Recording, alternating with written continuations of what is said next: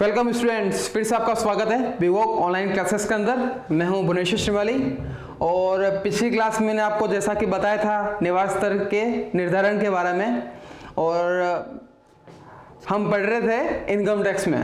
ठीक है, income tax में मैंने आपको जो भी बताया आप लोगों को सब कुछ पता चल गया होगा कि इनकम टैक्स होता क्या है, इनकम टैक्स में किस किस को व्यक्ति माना है, इनकम टैक्स में क्या क्या स्रोत होते हैं, इनकम टैक्स में एग्रीकल्चर इनकम क्या होती है, और इनकम टैक्स के अंदर निवास स्तर का निर्धारण कैसे किया जाता है।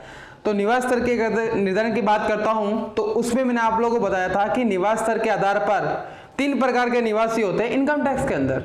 कौन कौन से होते हैं? पहला होता है साधारण निवासी, दूसरा होता है असाधारण निवासी और तीसरा होता है अनिवासी। ये तो बात होगी पिछली क्लासों की बात कर रहा हूं। और इसके अंदर भी क्या होता है, ये कैसे पता लगाया जाता है, तो उसके लिए मैंने आपको बताया था कि इनकम टैक्स में 2 शर्तें निर्धारित की गई है। किसके लिए? निवास स्तर के आधार पर। कौन कौन सी? पहली जो शर्त होती है वो होती है आधारभूत शर्तें। अब आधारभूत शर्तें क्या बोलती है? आधारभूत शर्तों का मतलब होता है का पहला पॉइंट, आधारभूत शर्त का पहला पॉइंट क्या होता है? जो व्यक्ति भारत से बाहर जा रहा है तो उसमें क्या हो रहा है, उसमें ये बोल रखा था गत वर्ष में कम से कम 182 दिन भारत में रहो। कितने दिन? गत वर्ष में 182 दिन रहना चाहिए भारत में कम से कम। गत वर्ष के बारे में आपको अच्छे से पता लग गया होगा, गत वर्ष कहते किसे हैं? गत वर्ष नहीं, पिछला साल 182 दिन हो गया। यानी यदि वो कंडीशन नहीं पूरी कर पा रहा है तो दूसरी कंडीशन बोलती है आधारभूत शर्त की। दूसरी कंडीशन क्या होती है?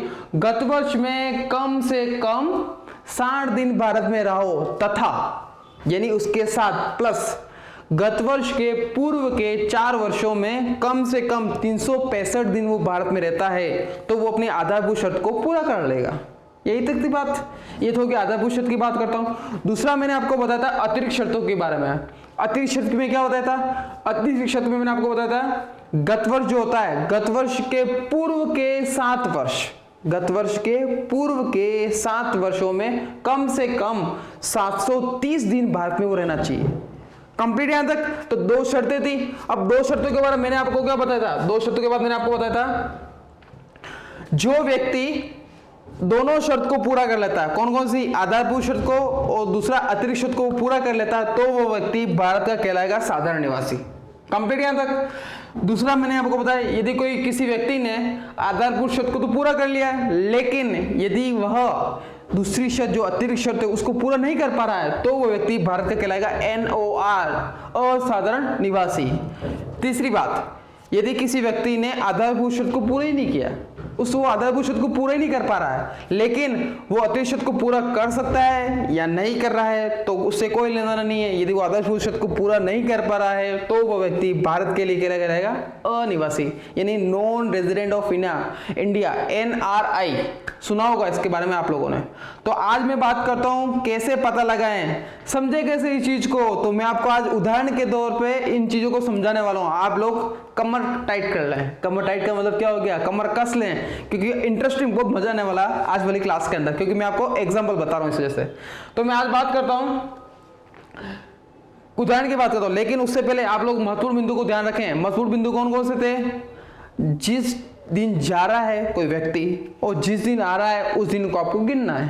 कंप्लीट यहां तक? और दूसरी चीज क्या होती है? दूसरी चीज बोलती है यदि कोई व्यक्ति फर्स्ट टाइम जॉब पर्पस से, नौकरी के उद्देश्य से भारत के बाहर जाता है, नौकरी के उद्देश्य से भारत के बाहर जा रहा है प्रथम बार, तो उस केस में आप जो आधारभूत जो शर्तें होती है, 2 शर्तें होती है, उसमें जो पहली शर्त है वही मान्य होगी, दूसरी शर्त पे इनवैलिड है वो शर्त। कंप्लीट है? तो मैं आज की बात करता हूं। आज हम पढ़ेंगे इसको एग्जाम्पल के तौर पे।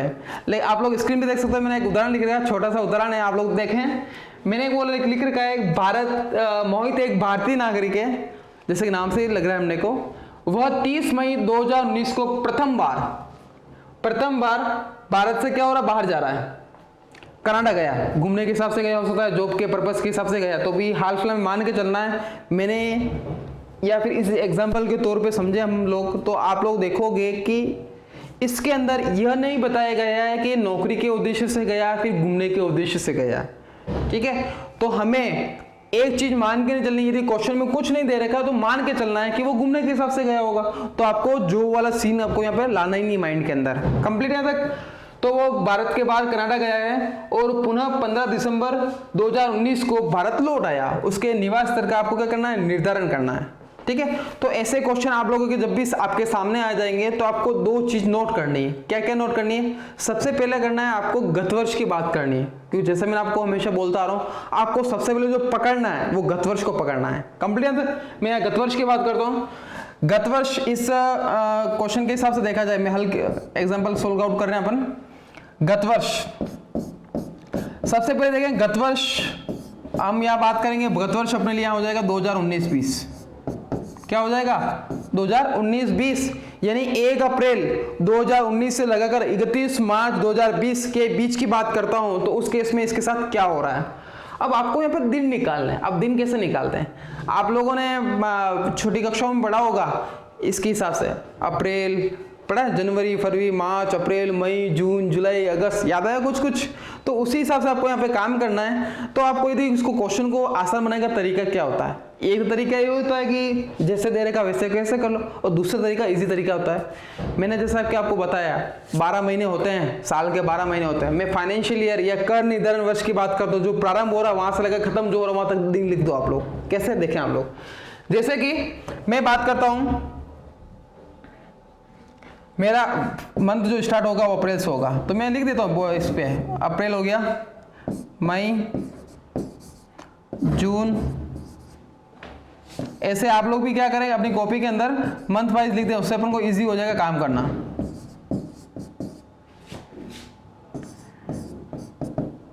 ये गत वर्ष की बात हो रही है यहाँ पे, क्योंकि सबसे पहले जो पॉइंट बात करते हैं हम सब क्वेश्चन जो सोल्व आउट करेंगे, आप लोग ध्यान रखना, इनकम टैक्स की बात करता हूँ। क्वेश्चन को आपको सोल्व करना है, हल करना है, तो आपको सबसे पहले क्या करना है, गत वर्ष पे अटैक करना है। गत वर्ष में क्या काम हुआ वो आपको करना है। तो मैं गत वर्ष की बात कर रहा हूँ, मैं गत वर्ष के जो महीने हैं उसके हिसाब से मैं काम कर रहा हूँ, इससे मेरा क्वेश्चन जो होगा वो आसान हो जाएगा। तो सबसे पहले मैंने क्या किया, सबसे पहले मैंने ये काम कर लिया कि जो भी महीने होते हैं उन महीनों को यहाँ पे लिख दिया, मेरा काम हो जाएगा इससे आसान। उससे क्या पता लगेगा कि किसमें महीने में कितने दिन वो भारत में रहा है, आपको पता लग हो जाएगा। जैसे क्वेश्चन में क्लियर लिख रखा है, मोहित एक भारतीय नागरिक है, वह 30 मई 2019 को प्रथम बार भारत के बाहर गया। आपका साल कहां से स्टार्ट हुआ? गत वर्ष की बात को, साल हुआ आपका 1 अप्रैल से स्टार्ट हुआ। तो आपको यहाँ पे इस क्वेश्चन के हिसाब से देखना है कि वो भारत में कितने दिन रहा था यहाँ पे। तो वो पहली बार जो भारत के बाहर जा रहा है वो कब जा रहा है?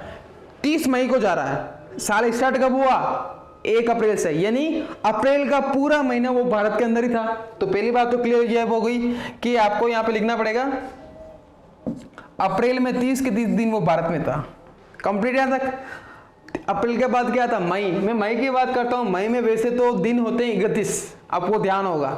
अब मैं यहाँ बात कर रहा हूँ वो क्या हो रहा है, वो क्या कर रहा है, 30 मई को भारत से बाहर जा रहा है। 30 मई को भारत से बाहर जा रहा है, तो वो भारत में कितने दिन रहा? मई की बात कर रहा हूँ, तो भारत में कितने दिन रहा वो? वैसे तो 29 बोलना चाहिए, लेकिन जैसे मैंने बोला नियम क्या बोलता है, जिस दिन जाएगा वो जिस दिन आएगा वो दिन गिना जाएगा। कंप्लीट यहाँ तक। कब जा रहा हूँ?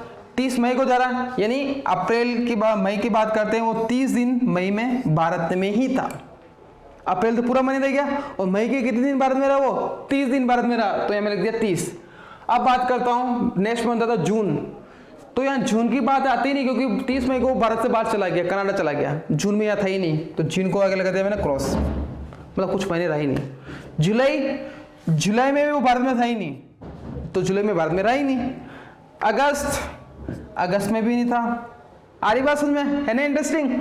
सितंबर में नहीं था। अक्टूबर नो, नवंबर नहीं, दिसंबर और हाँ दिसंबर को आ गया। कितनी तारीख को दिसंबर आया? 15 तारीख को वो आ गया था। अब आपको देखो यहाँ तो बात क्लियर हो गई, पिक्चर क्लियर हो गई यहाँ पे। अब दिसंबर की बात कर, दिसंबर में वो भारत में आ गया। कितने तारीख को आया? 15 दिसंबर को आया। तो जैसा कि मैंने आपको बोला, जिस दिन जाएगा वो जिस दिन आएगा वो दिन गिना जाएगा, तो 15 तारीख को गिन लेंगे अपन। तो अब आपको सबसे पहले देखना दिसंबर में दिन कितने होते हैं। दिसंबर में दिन होते हैं कितने होते हैं दिन? दिसंबर में दिन होते हैं 31 दिन होते हैं, ठीक है। तो आपको काउंट करना है, 15 तारीख को आपको गिनना पड़ेगा, जैसा कि मैं आपको बोल रहा हूं। तो 15, 16, 17, 18, 19 और 20, तो 6 दिन दिए हो गए। फिर बाकी कितने बचे? 11 दिन ही बचे क्या? 10 दिन बचे? 11 दिन बचेंगे। कैसे बचेंगे? 31 दिसंबर तक होता है, तो आपको क्या करना है, 31 में से 15 को लेस करेंगे तो 9 में से कितनी बात हो रही है, 16 आ रहा है। ऐसा देखा जाए तो 16 ही आ रहा है, लेकिन 15 तारीख को आपको गिनना पड़ेगा। तो कितने दिन हो रहे हैं, 17 दिन हो रहे हैं। तो आपको नॉर्मल से क्या करना है, 21 से लगा 31, तो ये तो 11 दिन हो गए, 11 दिन। बाकी 15 से 20 गिन लो, तो 15, 16, 17, 18, 19, 20, 6 दिन ही हो गए। तो दिसंबर की बात करते हैं तो दिसंबर में वो 17 दिन भारत में था, दिसंबर की बात ही हो रही है। फिर बात करते हैं जनवरी। जनवरी में वो कहीं नहीं गया, तो जनवरी का दिन होता है 31, कंप्लीट है। फरवरी की बात करते हैं तो फरवरी में कितने दिन भारत में रहा, वैसे तो सामान्य रूप से देखा जाए तो फरवरी में 28 दिन होता है 28 दिन, लेकिन आपको ध्यान हो तो फरवरी आ जाएगा 2020 की बात कर रहे हैं हम, फरवरी 2020 में आ जाएगा। तो आपको ध्यान हो 2020 यानी लीप ईयर है, वो प्रकार लीप ईयर का मतलब जानते हो, जिस वर्ष में 4 का पूरा पूरा भाग चला जाता है वो लीप ईयर कहलाता है। तो 2020 भी ऐसा साल था जो 4 में जिसका डिविडेशन हो रहा था कंप्लीट वैसे, यानी फरवरी को 29 दिन वो भारत में था, कंप्लीट है। फिर मार्च की बात करते हैं, मार्च में वो कहीं नहीं गया, तो मार्च की बात करते हैं 29। आ रही बात में स्टूडेंट्स? तो आपको नॉर्मली क्या करना है, नॉर्मली आपको क्या करना है, इस चीज को देखना है। क्या देखना पड़ रहा है इसमें? सबसे पहले आप लोग देखें कि उसकी जो बात कर रहे हैं अपन, वो उसमें दिन कैसे गिनते हैं। दिन गिनना समझ में आ गया होगा। सबसे पहले क्वेश्चन को अटैक करो, क्वेश्चन क्या पूछो उसको समझो आप सबसे पहले तो। उसके बाद गतवर्ष की बात करते हैं, गतवर्ष के हिसाब से एक सीन चल रहा है।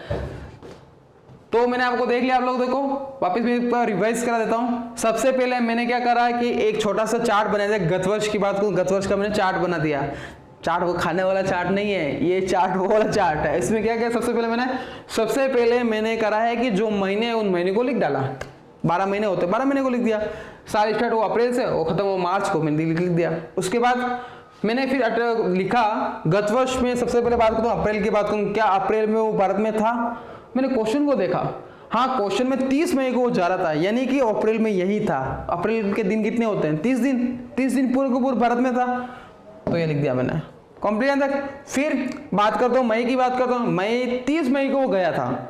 तो 30 मई को गया था, तो मई में कितने दिन भारत में रहा वो? मई में 30 दिन वो भारत में रहा, तो यहाँ पे लिख दिया 30, कंप्लीट है। फिर बात करता हूँ, वैसे दिन तो होते हैं 31, लेकिन रहा 30 दिन ही रहा था। जून, जुलाई, अगस्त, सितंबर, अक्टूबर, नवंबर तक तो भारत में था ही नहीं, आउट ऑफ इंडिया था, कंप्लीट। तो मैंने यहाँ पे क्रॉस लगा दिया, यानी कि वो उस दिन को गिनना ही नहीं, अपने को मतलब ही नहीं है। फिर क्या कर रहा, वो दिसंबर में भारत में आ गया। दिसंबर भारत में आ गया, कितनी तारीख को आया? 15 तारीख को। तो आपको 15 से लगाकर 31 दिसंबर तक, क्योंकि महीने दिसंबर की बात करो तो 31 दिन उसके अंदर होते हैं, तो 15 से लगाकर मैंने 31 दिसंबर तक के बीच के दिन गिन लिए। 15 से पहले दिन इसलिए नहीं गिने क्योंकि वो था ही नहीं भारत में, इस वजह से। तो वो कितने दिन हो गए? 17 दिन हो गए। फिर जनवरी में पूरे महीने यही रहा, फरवरी में पूरे महीने यही रहा, और मार्च में पूरे महीने यही रहा। तो बात हो गई ये वाली बात, यहाँ तक बात समझेंगे आप लोगों को, ये तो कंप्लीट बात। अब आपको क्या करना है? ज्यादा कुछ नहीं करना है, जो जो दिन आप लोगों को दिख रहे हैं उन दिनों को आपको जोड़ना है। कैसे गिनेंगे? 30 और 30 हो गए 60, ठीक है, और इधर हो गए 31 और 31 62, इसको 29 को एक बार छोड़ रहा हूँ। तो आपको क्या करना है? इसके नॉर्मल से जोड़ लगाने। कैसे जोड़ देंगे अपन? छोटा सा तरीका है, जैसा कि मैं आपको बता ही रहा हूँ। 30, 31 और 31 कितना होगा? 62 हो गया। 30 और 30 हो गए 60, और इधर हो गया 29। तो टोटल की बात करते हैं, टोटल ये भारत में रहा है 151, 150 डेज, 151 डेज। इन सभी को जोड़ते हैं मान लो हम, तो यहाँ पे जो अपन दिनों की जो संख्या आ रही है वो कितनी आ रही है? एक चीज और मैं भूल गया, एक चीज और था इसमें, 17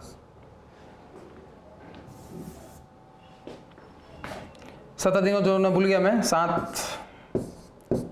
168 डेज। यानी मैं बात करूं गतवर्ष की, मैं बात करता हूं तो गतवर्ष में क्या हुआ था? वो भारत में 168 दिन रहा था। आई बात समझ स्टूडेंट्स? तो आपको यहां तक तो बात समझ आ गई कि ये कैलकुलेट सबसे पहले काम क्या करना, निवास स्तर का जब निर्धारण किया जाता है तो सबसे पहले आपको क्या काम करना है? ऐसे दिन आप लोगों को निकालना है।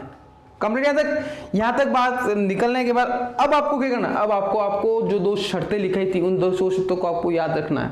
कौन कौन सी शर्त थी? आधारभूत शर्त बोलती है। आधारभूत शर्त ये बोलती है कि आधारभूत शर्त का पहला पॉइंट वो बोलता है गत वर्ष में कम से कम 182 दिन भारत में रहो। गत वर्ष में कम से कम 182 दिन भारत में रहो। इस क्वेश्चन के हिसाब से देखा जाए तो वो 182 दिन हो ही नहीं रहे, तो इसका मतलब ये नहीं उसने शर्त को पूरा किया ही नहीं, शर्त को पूरा करेगा। 182 दिन है ही नहीं तो क्रॉस लगा दिया। तो बेसिक कंडीशन की पहली कंडीशन जी थी वो तो खत्म, उसका गेम ओवर हो चुका है। लेकिन दूसरी कंडीशन अपने पास पड़ी हुई। दूसरी कंडीशन क्या बोलती है?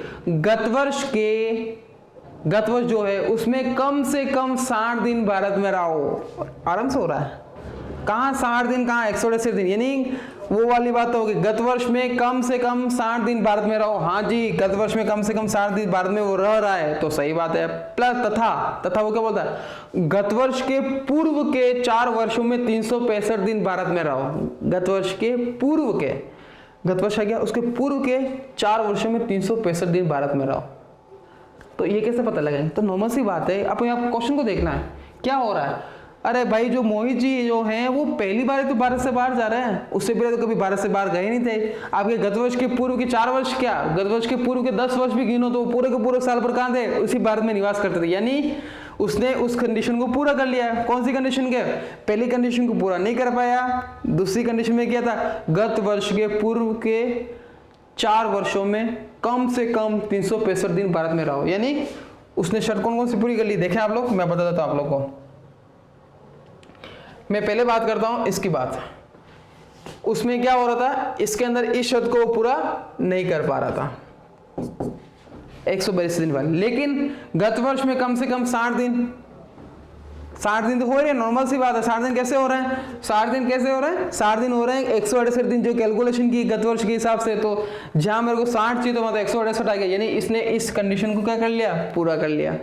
कंप्लीट यहां तक। फिर बात करते हैं गत वर्ष के पूर्व के 4 वर्षों में कितने दिन? 365 दिन। वो भी शर्त वो पूरी कर लेगा। गत वर्ष से पूर्व वो कभी भारत से बाहर गए नहीं, तो इस कंडीशन को पूरा कर लिया। यानी उसकी आधारभूत शर्त जो हो गई वो पूरी हो चुकी है।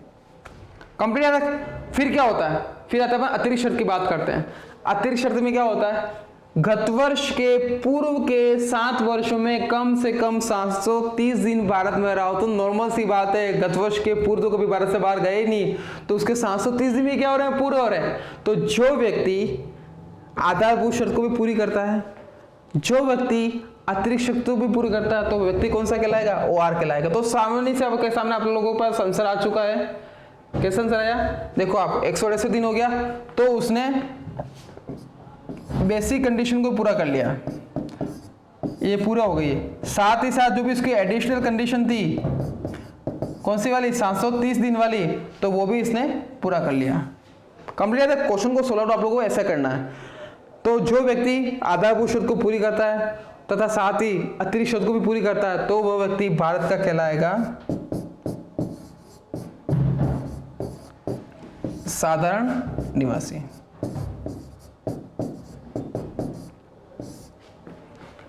कंप्लीट है तक? ठीक है आप लोग।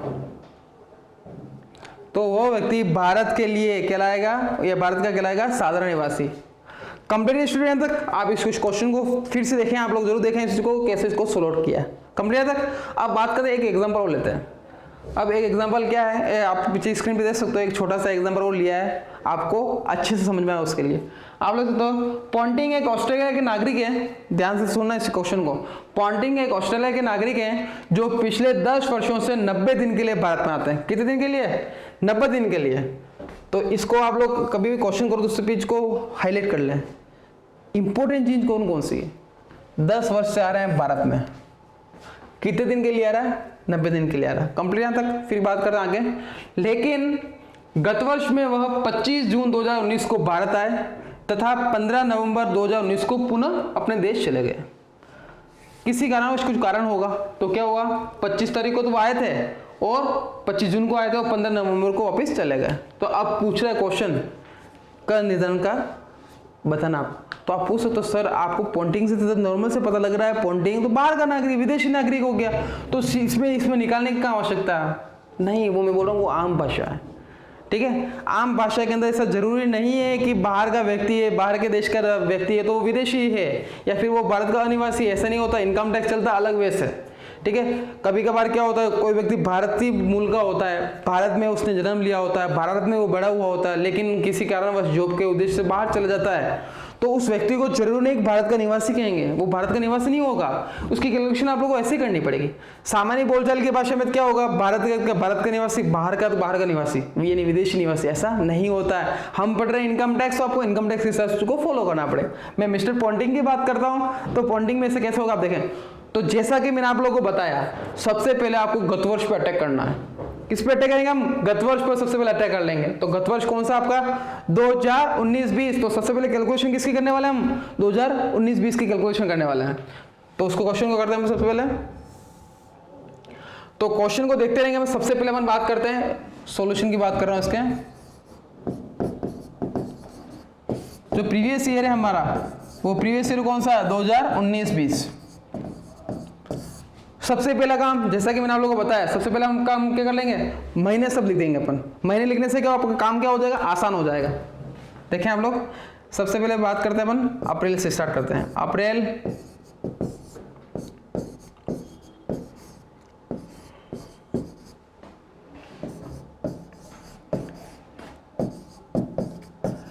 कभी भी क्वेश्चन को करने से पहले उस क्वेश्चन को ध्यान से समझना है हमने को, कि उस क्वेश्चन में पूछा क्या गया, और उसी क्वेश्चन को पूछने के बाद आपको कंसेप्ट में आना चाहिए कि क्या बताया गया था। सबसे पहला काम हमें करना है क्या है, सबसे पहला काम हम क्या कर देंगे, सबसे पहला काम जो मैं आप लोगों को बता रहा हूँ स्क्रीन के ऊपर, वो वाला काम करेंगे। सबसे पहले मैं क्या करूँ, महीने लिख रहा हूँ, जो भी महीने होते हैं फाइनेंशियल ईयर के हिसाब से देखें या फिर कर निर्धारण के हिसाब से देखें, तो मैंने लिख दिए हैं अप्रैल से लगाकर मार्च तक के, कंप्लीट यहाँ तक। अब बात करते हैं आगे क्या करना है। अब आगे ज़्यादा कुछ नहीं करना है, आपको देखना है कि उस पर्टिकुलर मंथ के अंदर वो कितने दिन भारत में रहा था। मैं भारत की बात करूं, मुझे विदेश से मतलब नहीं है, मुझे किससे मतलब है, भारत से मतलब है। वो भारत में कितने दिन रहा था, ये आपको ध्यान रखना है। अब मैं बात करता हूँ, स्टार्टिंग करते हैं अप्रैल से बात करते हैं। क्या वो अप्रैल में भारत में था, तो आपको क्या करना, क्वेश्चन को देखो, क्वेश्चन में क्या बोल रहा है, वो जून में भारत में आया था। कब आया था, जून के अंदर। जून से पहले क्या आता है, मई, उससे पहले क्या आता है, अप्रैल, और उससे पहले मार्च। लेकिन मार्च से मतलब नहीं, आपका साल कब से स्टार्ट हुआ, अप्रैल से स्टार्ट हुआ। क्या वो अप्रैल में भारत में था, नो, भारत में नहीं था, क्रॉस कर दो। क्या वो मई में भारत में था, मई में भी भारत में था, क्योंकि जून में आया था, इसको भी हटा दो। क्या वो जून में भारत में था, हाँ जून में आया था। कब आया था, 25 जून को आया था। तो आपको जून में महीने कितने होते, सबसे पहले आपको ये पता होना चाहिए। तो आपको गणना कर रखी होगी, आप लोगों ने ध्यान रखो, कर रखी, जनवरी, फरवरी, मार्च, अप्रैल, ऐसे तो आप लोगों को पता होगा। नहीं होता आपको सीखना पड़ेगा कि कौन से महीने में कितने दिन होते हैं, वरना काम नहीं हो पाएगा। तो जून की बात करते हैं, 25 जून को आया था, तो जून में दिन कितने होते हैं, जून में दिन होते हैं 30। कितने दिन होते हैं, 30 दिन होते हैं। तो वो 25, 26, 27, 28, 29 और 30 कंप्लीट है। जून में कितने दिन भारत में रहा, वो जून में वो 6 दिन भारत में रहा। तो यहाँ पे अपन क्या लिख देंगे, 6। तो सर बोलोगे, आप तो बोलोगे सर 25 को आया, 30 हो रहा है, दिन तो 5 ही हो रहे हैं, आप 26 क्यों कर रहे हो, 6 दिन क्यों कर रहे हो। तो महत्वपूर्ण बिंदु बताया था आप लोगों ने, इंपॉर्टेंट पॉइंट बताया था। क्या बताया था, जिस दिन आएगा, जिस दिन जाएगा, वो दिन भी गिना जाएगा। जिस दिन आएगा, जिस दिन जाएगा, वो दिन भी गिना जाएगा। तो जून में आ रहा है 25 तारीख को, तो 25 दिन को भी गिनना है। तो 25, 26, 27, 28, 29, 30 कितने दिन हो गए, 6 दिन। तो 6 दिन लिख दिया, ठीक है। जून की बात करते हैं। नेक्स्ट मंथ जुलाई। क्या जुलाई में वो भारत में था, हाँ क्यों नहीं था, वो 15 तारीख नवंबर में गया था। जुलाई में दिन कितने होते हैं, 31, कंप्लीट है। अगस्त में भारत में था, जी हाँ, कितने दिन रहा है, 31। अगस्त में भी 31 दिन होते, ध्यान रखना। सितंबर की बात करता हूँ, सितंबर में कितने दिन होते हैं, क्यों भारत में था वो, सितंबर में होते हैं 30 दिन, हो रहा है। फिर अक्टूबर, अक्टूबर में दिन होते हैं 31, है ना। नवंबर को जा रहा है, कब जा रहा है, 15 तारीख को जा रहा है। तो मैंने क्या बोला, जिस दिन आएगा, जिस दिन जाएगा, उस दिन गिना जाएगा। कितने दिन भारत में था, 15 नवंबर को जा रहा है, वो दिन गिनना ही है। नवंबर में कितने दिन वो रहा भारत के अंदर, नवंबर के अंदर 15 दिन भारत में रहा। तो हम यहाँ पे क्या लिख देंगे, 15, कंप्लीट। यहाँ तक दिसंबर में वो चला, नवंबर में गया तो दिसंबर में आया नहीं था, नहीं जनवरी में आया, फरवरी में आया, मार्च में आया। Question complete. बस आपने इस चीज को समझ लिया, आपका क्वेश्चन कंप्लीट हो चुका है, 90% काम हो गया। अब आपको कैलकुलेशन करनी, फिर आपको शर्त के हिसाब से आपको काम करना है। कैलकुलेशन क्या करेंगे, इन दिनों की संख्या को आपको जोड़ना है। तो जोड़ रहे हैं अपन, तो स्टार्ट करते हैं सबसे पहले। तो सबसे पहले बात करते हैं इसकी टोटलिंग की बात करते हैं, कितने दिन वो भारत में यहाँ पे रहा था। तो आपको इसको मिल ही देता हूँ, कैलकुलेशन कर देता हूँ। देखो कैलकुलेशन, यदि आपके पास कैलकुलेटर हो तो आप कैलकुलेटर का उपयोग लें, और नहीं हो तो आपको देखो कैलकुलेटर में क्या होता है कि आपकी जो गिनने की क्षमता है, जो भी गणित विधि अपन लगाते हैं उसमें क्या होता है, उसकी क्षमताएं कम पड़ती है हमने। तो ज़्यादा से ज़्यादा कोशिश करना आपको माइंड में कैलकुलेशन चलानी है, या फिर नहीं हो रहा था आपको कॉपी में लिखें, आप लोग कॉपी में उसको जोड़ बाकी करें। कैलकुलेटर का उपयोग आपको कम लेना है, क्योंकि ये अपन बात कर रहे हैं अकाउंटेंट की बात कर रहे हैं, अकाउंट्स फील्ड के अंदर। वैसे तो अभी हाल में हम बात करते हैं हर चीज़ की सॉफ्टवेयर होते हैं, लेकिन आपको तार्किक क्षमता जो होती है, आपको जो याददाश्त की जो क्षमता होती है वो ज़्यादा से ज़्यादा होनी चाहिए। तो मैं यहाँ बात करता हूँ, मैं एक छोटा सा फॉर्मेट लगा देता हूँ और उसके हिसाब से जोड़ देता हूँ। तो कितना हो रहा है, मैं बात करता हूँ 31 की बात करते हैं अपन, तो उसमें क्या क्या हो रहा है, टोटल दिन कितने हो रहे हैं, 31, ठीक है। उसके बाद 15 और 6 कितना हो गया, 21 हो गया, तो इसको 21 लिख दिया और यहाँ पे लिख दिया मैं 30, तो ये हो गया 4,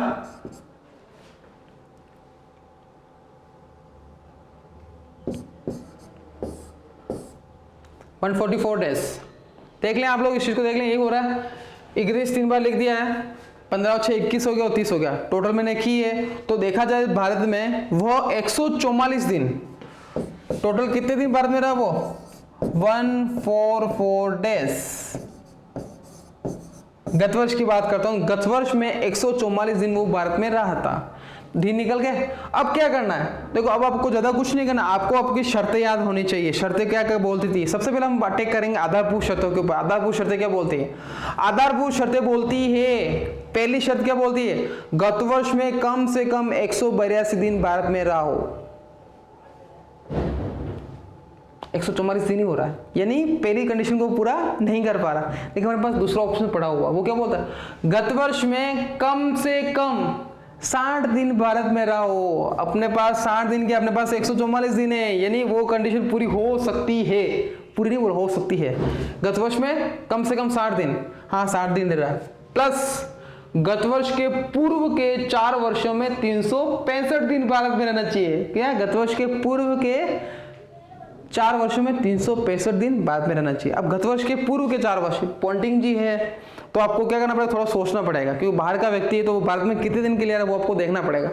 तो जैसा कि अब आपको थोड़ा लगाना पड़ेगा गत वर्ष के पूर्व के वर्ष, गत वर्ष की बात हो गया, गत वर्ष के पूर्व के वर्ष की बात भी यहाँ पे लिख रही है। देखो आप कैसे देखेगा, ये आप लोग देख सकते हो। मैं बात करता हूं, देखो आप लोग, पॉन्टिंग एक ऑस्ट्रेलिया के नागरिक है जो पिछले 10 वर्षों से, मतलब 10 साल से वो क्या करना, 90 दिन के लिए भारत आता है। तो आपको क्या करना है, आपको हाल फिलहाल में किसकी जरूरत है, आपको हाल फिलहाल में जरूरत है, किसकी जरूरत है, 4 साल की जरूरत है। अब 4 साल कैसे निकालेंगे, हर साल 90 दिन के लिए भारत में आ रहा है। गत वर्ष से पहले की बात कर रहा हूं, हर साल 90 दिन के लिए भारत में आता है। तो आप क्या करते हैं, 90 कर दिया, लिख दिया 90। आपको कितने साल की जरूरत है, 4 साल की, ये हो गया 4 साल, हो गया कंप्लीट यहां तक, बराबर कितना दिन हो रहा है, 360, 936 ही होता है कि ज्यादा होता है, मेरे हिसाब से ये होता है, आपके हिसाब से ही होता होगा 360 दिन। अब सोचने वाली बात हो गई, यहाँ 144 हो रहा है, वहां पे 360 ही हो रहा है। नियम क्या बोलता है, नियम बोलता है कि दोनों में से एक शर्त आपको पूरी करनी पड़ेगी। कौन कौन सी, पहली शर्त होती है कम से कम 182 दिन, वो तो हो ही नहीं, हटा दिया उसको मैंने। दूसरी शर्त क्या बोलती है, दूसरी शर्त बोलती है, आधारभूत शर्त की बात कर रहा हूं, आधारभूत शर्त बोलती है गत वर्ष में 60 दिन, इट्स ओके, गत वर्ष में 60 दिन, तथा यानी प्लस गत वर्ष के पूर्व के 4 वर्षों में 365 दिन, गत वर्ष के पूर्व के 4 वर्ष, गत वर्ष से पूर्व में क्या करा, 90 दिन के भारत में आ रहा था, 90 इंटू 4 साल चाहिए, तो इंटू 4 के 360 आ गया, गत 365 दिन चाहिए, यहाँ पे दिन कितने आ रहे हैं, 360 दिन आ रहा है, आ रहा है नहीं आ रहा है, यानी न पहली शर्त को पूरा कर पाया है और नहीं दूसरी शर्त को पूरा कर पाया है, यानी इसने आधारभूत शर्त को पूरा तो किया ही नहीं है। चलो छोड़ो, ये वाली बात होगी यहाँ तक। तो जैसा कि मैंने आप लोगों को बताया, यदि कोई व्यक्ति आधारभूत शर्त को पूरा नहीं कर पा रहा तो सीधी सी बात है, वो व्यक्ति का कौन क्या कहलाएगा, वो व्यक्ति कहलाएगा NR, non resident of India, अनिवासी भारत का। कंप्लीट यहाँ तक। यदि उसने इस शर्त को पूरा नहीं किया, हो सकता है इस व्यक्ति ने एडिशनल यानी अतिरिक्त शर्त को पूरा कर लिया है, उसको देखना तो वो भी मैं आपको दिखा सकता हूँ। कैसे दिखाएंगे अपन? ये तो होगी बेसिक कंडीशन की बात करता हूँ, बेसिक की बात करता हूँ। तो बेसिक में क्या चाहिए था हमें? तो हमें बेसिक में चाहिए था 60 + 365, इसकी जरूरत थी। तो इस चीज को तो पूरा कर ही नहीं पा रहा था, उसको छोड़ दिया मैंने। अब मैं बात करूँ अतिरिक्त शर्त क्या बोलती है? अतिरिक्त शर्त बोलती है गत वर्ष के पूर्व के 7 वर्षों में 730 दिन भारत में रहो। 7 वर्षों में 730 दिन भारत में रहो। तो 7 वर्ष, ठीक है, किससे गुणा करेंगे अपन? 9 से, 90 से। 90 से क्यों कर रहे हैं? क्योंकि गत वर्ष से पूर्व के वर्षों में 90 दिन के लिए भारत में आ रहा था। तो ये कितना हो गया? 7 × 63। तो यहाँ पर भी गाड़ी कितनी सटक रही है? 600 दिन। यानी ये व्यक्ति जो मिस्टर पॉन्टिंग है, नहीं तो ये क्या कर रहा है? आधारभूत शर्त को पूरा कर पा रहा है, और ना ही क्या कर रहा है? अतिरिक्त शर्त को पूरा कर पा रहा है। यानी जो व्यक्ति आधारभूत शर्त को पूरा नहीं कर पाता है, जो व्यक्ति अतिरिक्त शर्त को भी पूरा नहीं कर पाता है, तो वो व्यक्ति कौन सा कहलाता है? कौन सा व्यक्ति कहलाता है? वो व्यक्ति कहलाता है भारत का अनिवासी। कंप्लीट है? नहीं, काम खत्म। तो स्टूडेंट्स, आपको समझ में अच्छे से आ गया होगा कि कैसे किसी व्यक्ति का निवास स्तर का हम निर्धारण कर सकते हैं आधारभूत शर्तों के आधार पर और अतिरिक्त शर्तों के आधार पर। आपको समरी भी पीछे दिख रही होगी स्क्रीन के ऊपर। आपको इस चीज़ को रिवाइज करना है। मैंने 2 एग्जांपल आप लोगों को बताए हैं, ऐसे आप क्वेश्चन को बना सकते हैं। मैं आपको कुछ क्वेश्चन आने वाली क्लास में आपको ऐसे क्वेश्चन भी दूंगा जिसमें आप लोग प्रैक्टिस के तौर पर आप उसको कर सकते हैं। हाल फिलहाल में आप इन्हीं दोनों एग्जांपल को आपको समझें, और कोई दिक्कत आ रही है उसको कॉपी में आप लोग नोट डाउन करते हैं। वैसे आप लोगों को यदि आप आधारभूत शर्तें और अतिरिक्त शर्त समझ में आ गई तो क्वेश्चन आराम से हो जाएगा। क्वेश्चन में ज़्यादा कुछ नहीं करना हमने को, सबसे पहले काम करना क्वेश्चन को समझें। उसके बाद अटैक किस पे करना है? अटैक करना हमें गत वर्ष के ऊपर। गत वर्ष में क्या सीन था उस व्यक्ति के साथ, वो आपको पता लगाना। और वो जैसी कहानी पिक्चर क्लियर होती है, दिन आपको निकलते हैं, तो आपको क्या करना है? आधारभूत शर्तें और अतिरिक्त शर्त को देखना है कि उसमें क्या सीन चल रहा है। उसके बाद आपको डिसाइड करना है कि वो व्यक्ति OR कहलाएगा, NOR कहलाएगा या फिर NR कहलाएगा। कंप्लीट स्टूडेंट, काफी आज के लिए, धन्यवाद।